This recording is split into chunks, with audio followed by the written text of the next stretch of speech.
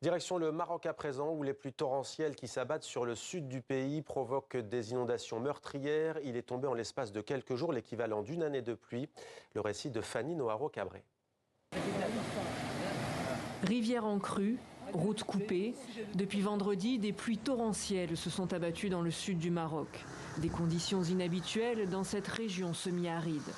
Les inondations ont fait au moins 11 morts et 9 disparus selon un bilan provisoire et de nombreux dégâts. À Ouarzazate, l'eau a inondé certains quartiers. Pour se protéger, les habitants avaient installé des sacs de sable devant leurs portes.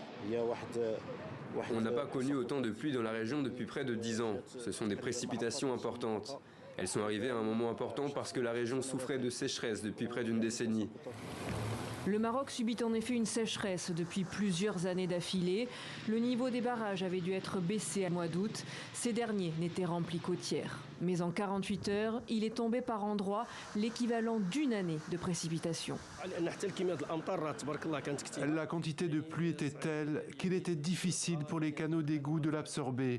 Mais grâce à l'action concertée de tous, des habitants et des autorités, l'affaire s'est déroulée dans le calme. Ces pluies ont également touché l'Algérie voisine, comme ici à Béchar, dans le nord du pays, où la rivière a débordé. Plusieurs axes routiers ont dû être fermés.